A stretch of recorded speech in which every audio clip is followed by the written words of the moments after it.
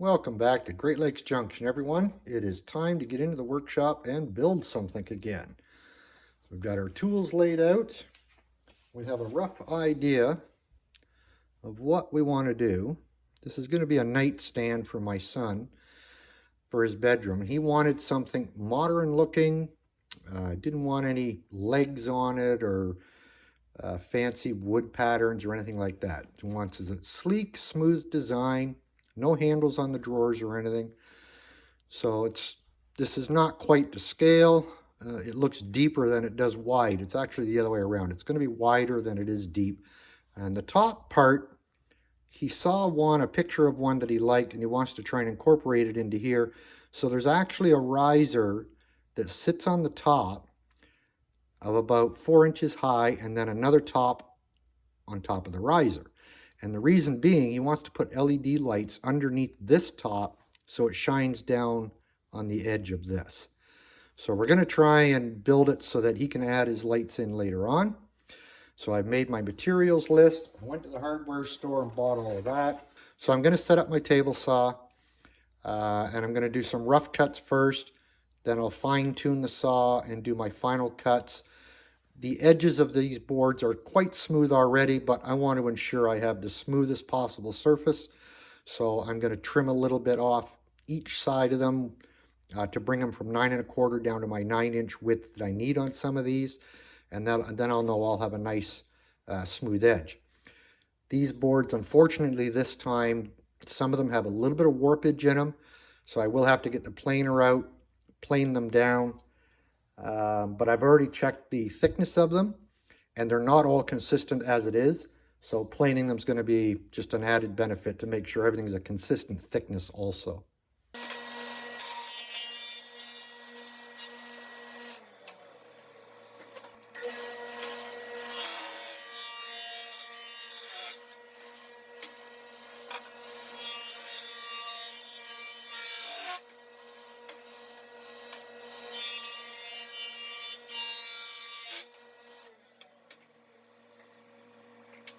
So those 3 boards now are exactly 9 inches wide.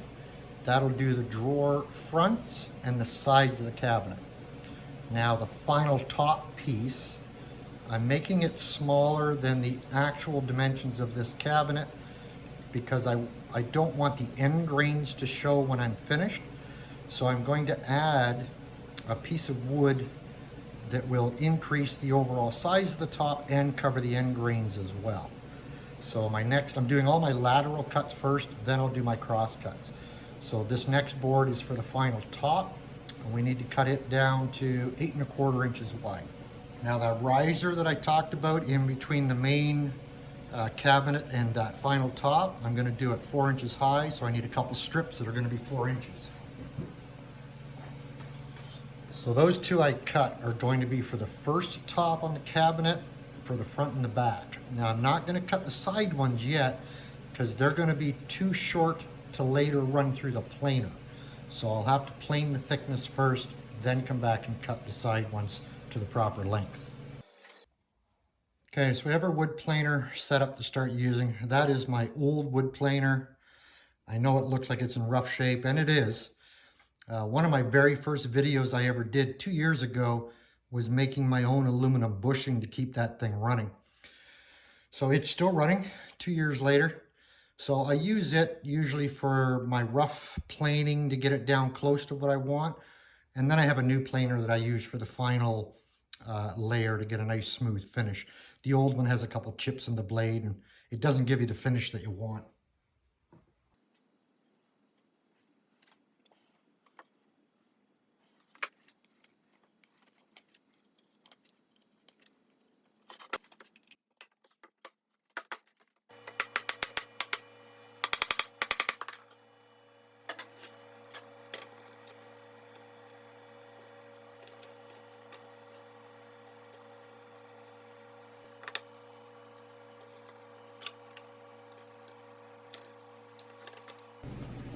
Okay, so we've clamped that piece of scrap wood across there just so that these stay flat together because they want to kind of pop apart, just clamping them from here to here.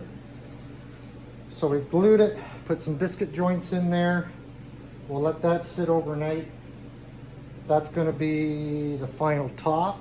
It will get another piece around it yet to cover up the end grain of the wood, and then that'll be the final top. So we'll get that done.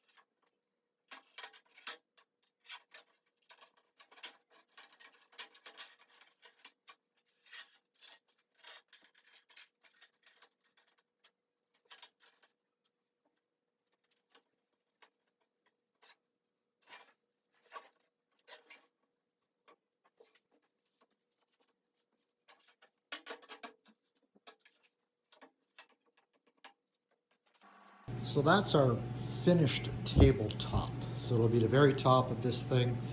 So I said before I was going to put a piece around the outside to cover the end grain.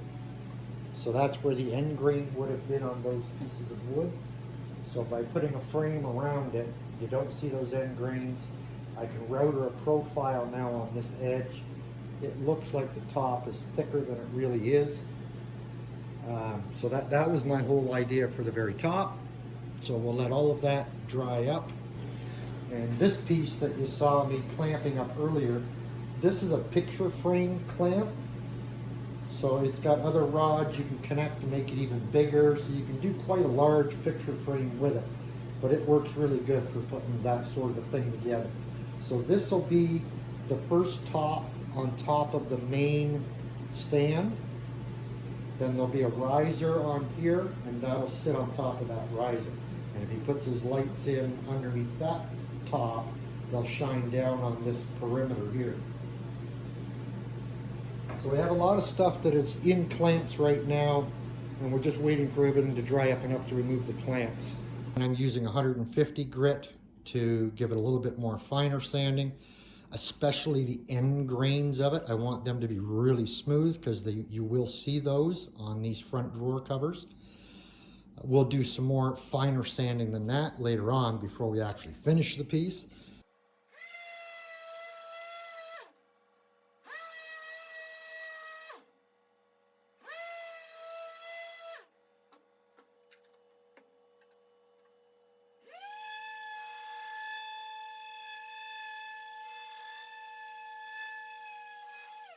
So just to give you an update of where we're at.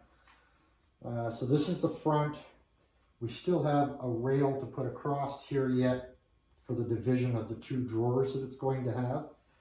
I have avoided putting it in yet for placement reasons. I'm not exactly sure where it's going to end up, so I'll put that in later.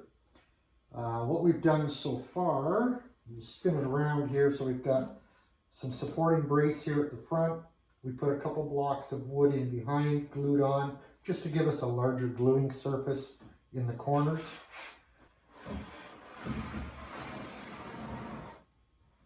So the side profile, we just did a little cutout here so it has some leg appearance from the side of it. We put some scrap material on the back, on both sides and the bottom, and that's just to give us something to attach our back to once we put our back on. Now the top, I haven't fastened it all on yet. And the reason for that, so I've outlined that with some green painter's tape. That painter's tape lines up with the top of this square box that's on here. We're going to spray paint this for a finish, and with the top on, it's going to be difficult to get everything painted nicely up here without getting gobs of paint dripping off of everything here. So I can paint that the way it is. I can paint the top. The painter's tape will stop paint from getting on that surface area. I want that left as bare wood to absorb the glue, because I'm just going to put glue around that and glue the top onto it. So it's coming out very well. We're nice and square. We've got a good smooth finish on it already, but I want to get it even smoother before I paint it. We're actually building the drawers for it right now. So we have all of our pieces of wood cut to build the boxes for the drawers. The very final face of the drawer we cut previously when we were doing the wood for the cabinet. So next I'm going to figure out what method of joinery I want to use on these. I'm not sure if I'm just going to do some lap joints in the corners or just butt them together with some glue and nails. Not sure yet. So I'll work that out. We'll get the boxes made up.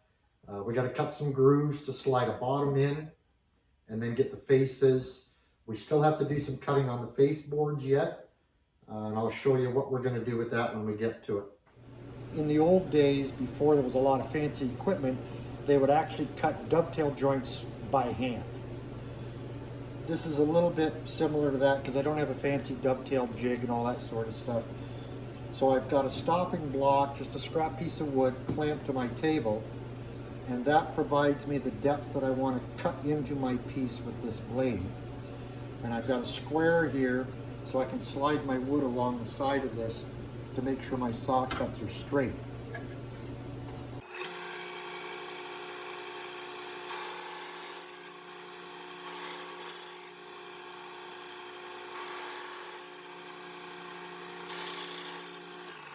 So it's more of a marking tool than anything at this point. So that's the exact depth I need to accept the thickness of the other piece of wood that's going to slide into it to lock together. So everything in between those saw cuts is material I want to remove on this piece. And on the mating piece that's going to slide in, you'll remove the opposite 3 pieces. You'll see how it comes together. So now I'll take this over to the table saw. I've got the height of my blade on the table saw set to match this deck, and I'll clean this material out. If you had a dado blade,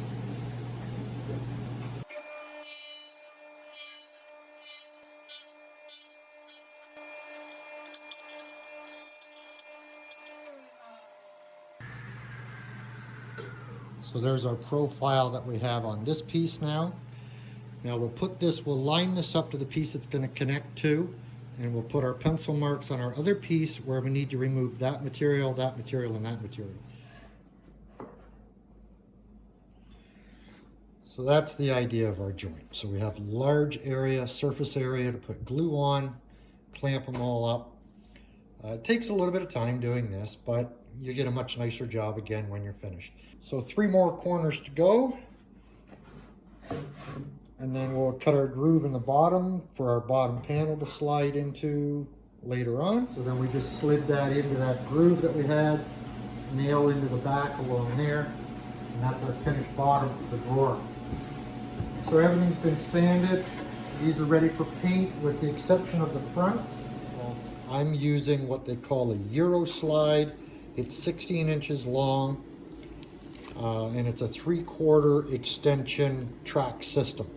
What that means is the drawer will only open 3/4 of the way. It's not a fully open track. So now with this track, it requires a 1/2 inch width for the track itself. So the instructions will tell you the cabinet drawer needs to be 1 inch narrower than what the inside dimension is of the cabinet to allow for that 1/2 inch track on each side of the drawer. These ones are just a nice roller track. They're inexpensive. You can get tracks that allow your drawer to open fully as opposed to 3/4 of the way. They may be a different design. They might require more or less dimensional changes for the drawers. You can get tracks that you can shove the drawers shut, let it go, and they'll close up except for the last couple of inches. And the last couple inches, they'll slowly close nice and gently themselves. Again, that's different hardware. It might have different requirements, both for dimensions and also for placement of the tracks inside the cabinet. So buy your tracks first before you start this kind of a project. Read the instructions that are in them, and hopefully they'll tell you about any changes you need to make. So that's our next thing now, is we'll start putting the tracks on here and figure out where the mating half of the track needs to be on the side of this. Once we get that figured out, we'll know whereabouts to put our dividing rail in here that'll be between the two drawers, so that when they're both closed, you don't see a gap in between them. It's coming together. We haven't got a whole lot left to do. So we have our tracks installed on the drawer, both sides. Now the other half of these, they'll get mounted into the cabinet. So that's one side, and the other side's going to be the same. So we need to take this to the cabinet and figure out the position of where we got to mount this half of it now. Okay, so I've already mounted the top drawer in place.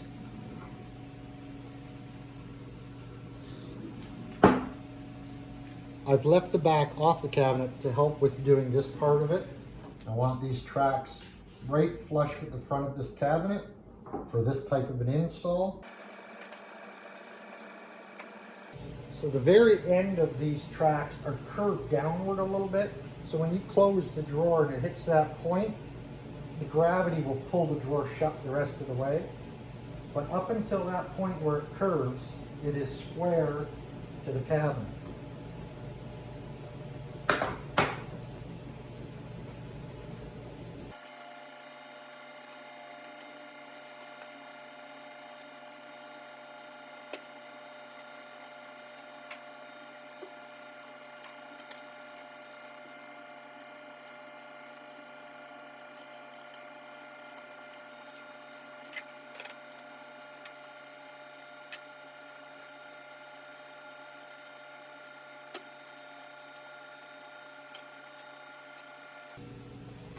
Now, I said at the beginning he wanted something more modern and sleek looking.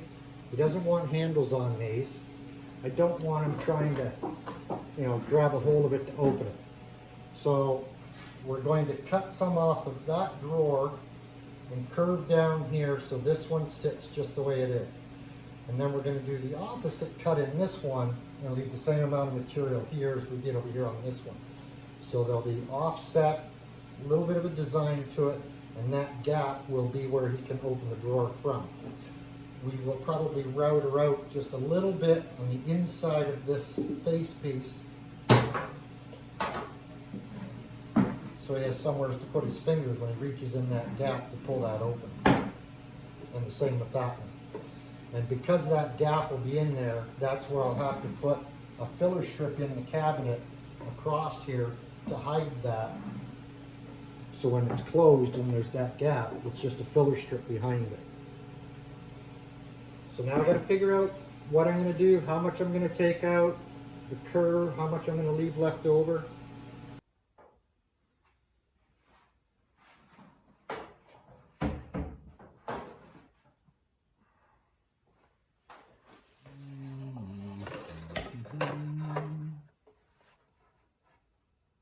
I think 4 inches looks good. So that'll be the material that we leave there on each end. So that'll be what we take out in the center. Now we just got to figure out how much we want to take out. I think we'll go 1/2 inch on each one of them.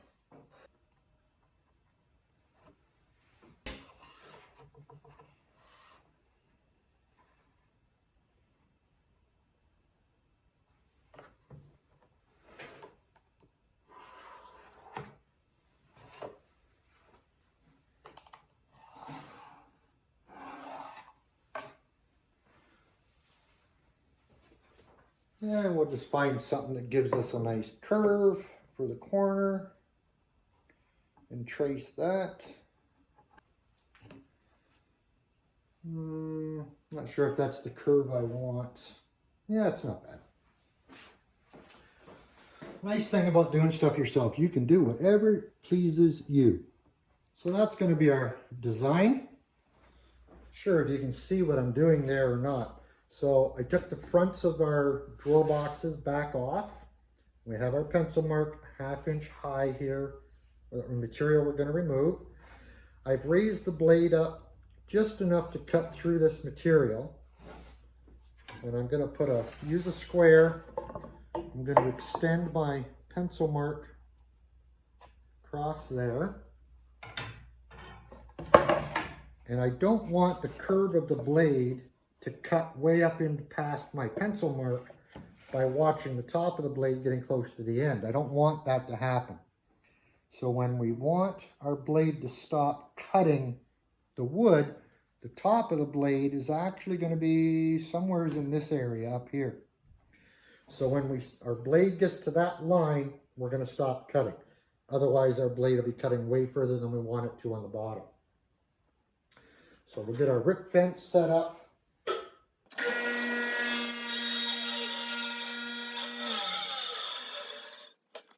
So there's our pencil mark that we had put on there. And there's where our saw blade stopped cutting.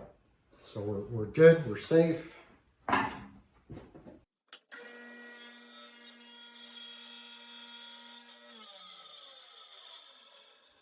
It's a fairly small bandsaw. So I couldn't make the turn in this direction because my wood was hitting the saw over here. So we'll try it another way.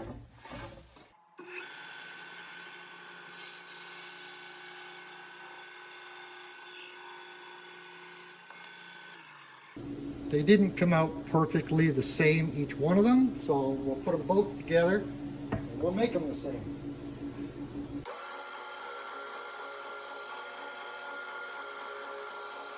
Now we have the exact same profile in both of them. So when they're mounted back on the fronts of their drawers, it'll be something like that. Now we just got to put a little bit of a router groove or something on them. Oh, maybe we need to go bigger. So I took another 1/8 of an inch off of each one, so it's 1/4 of an inch wider than it was. And there's going to be a little bit of a gap between them. I think it'll work. So we've got our table set up. It's got a 45-degree angle straight bit in here. We've got a bearing on the top. We can't use the fence because when we get to this corner, it's not going to let the wood ride properly. So we're going to rely on the bearing running along the wood. This corner, I don't want it to wobble in and cut in too far, so I'm going to just probably leave like a little hook on the end of the wood there, come into it from the side, and then follow the bearing.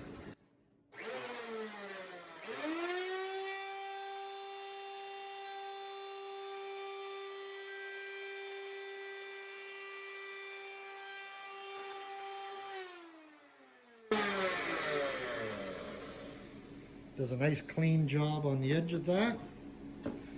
So I'll do the other one, then we'll put these back on the drawers. And I think everything's ready to have a final sanding done on everything. So we're down to the final sanding phase. Everything so far was sanded down to 150 grit paper. I'm now going to 240, and then I think I have some 400, and I might even go to 600.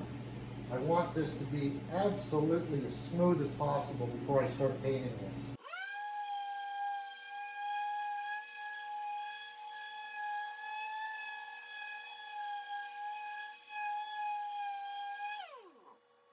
That much room from there to there for him to put lights around here if he'd like to. And just run a wire out the back side where he has to plug them in. I put a filler strip of wood all the way around the inside of this. So when the top is on and you feel the edge of it, it feels almost like a butcher block, like a heavy slab of wood, but it's really fake because it's only thick that far. But it gives it a good feel, nice and solid. Help keep it from twisting, hopefully, as this wood continues to dry out, because it's not as dry as it should be right now. Hopefully that's not going to cause me any issues down the road.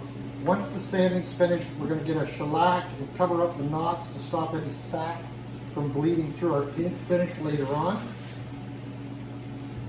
And we'll see what the final product's going to look like. I tried to research online if I could get away with using Varathane to cover up the knots, keeps the sap from bleeding through the paint, and everything I came across kept referring me back to using shellac. It's very thin. I've never used shellac before.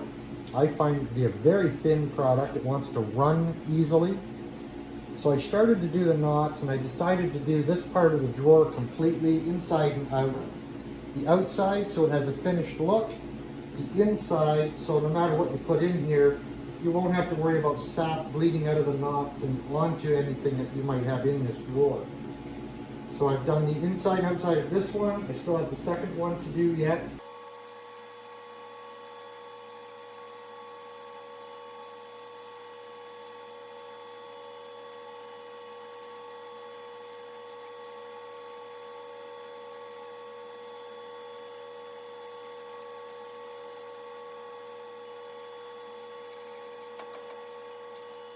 This is an amber. I don't know if you can buy this in anything less than this that's really clear, but this one happens to be an amber, so it's a little bit more of a yellowy tinge to it.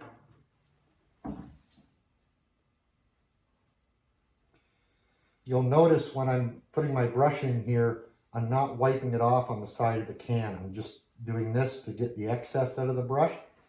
With any Varathane, and this could be the same, as I said, I've never used it. If you wipe your brush on the side of the can, you will end up getting air bubbles in that product. And those air bubbles will end up getting transferred to your piece. And if it's Varathane, you will see those air bubbles in it once it's dry. So by not wiping it on the side of the can, you're not creating those air bubbles in there.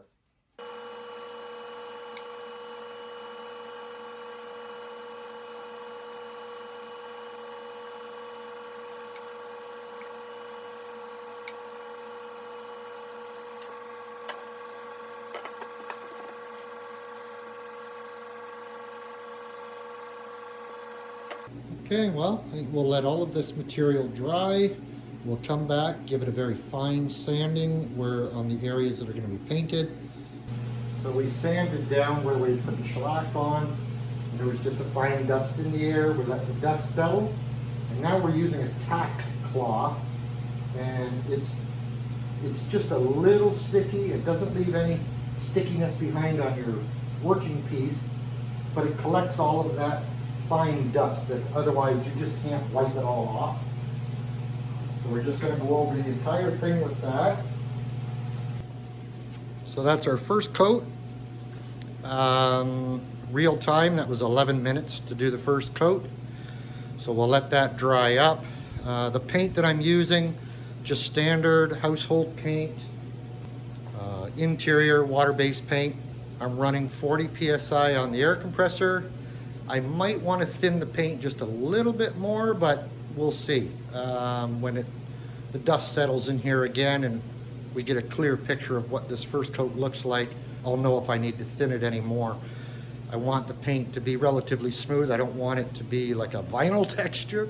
So if it's too thick and the texture's not right, then I'll thin it down a little bit more. Because you're thinning the paint so much for spraying it like this, it will take 3, maybe 4 coats of paint to actually cover this up. It looks pretty good right now with one coat on the camera, but if I move in closer, you can still see the darker colored knots showing through that first coat. So it'll take a couple. This is also a good time, it'll show any imperfections in the wood. I see this top has a couple of very fine cracks in the wood. So again, once it's dry and I can touch it, if I think they'll cover with paint, I'll leave them. If I don't, then I'll put some wood filler on those cracks and sand them off before I do another coat.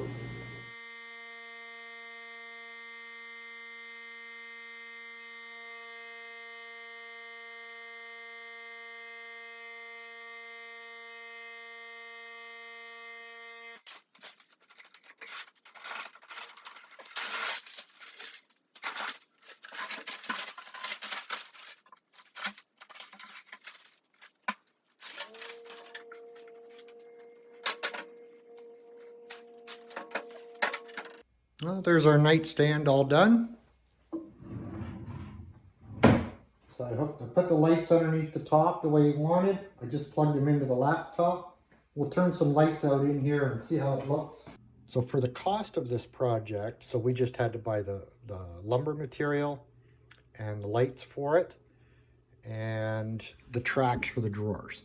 And if you do not have all of the paint and the shellac and the glue to glue all the wood together, if you don't have all of that, that adds a lot to the expense of this. So to buy everything, you're around $200, or at least here where I am. Now I had the glue I already had, the paint I already had from other projects around the house, but now you've got a cabinet that's made out of solid wood rather than particle board or something that you might end up buying from a discount store for the same kind of value. So I'm very happy with the project. I think it's cost effective to do it yourself if you have the abilities to do so. And I'm sure we're going to be making another one for a matching set now. Well, that concludes another building project. Thank you very much for watching.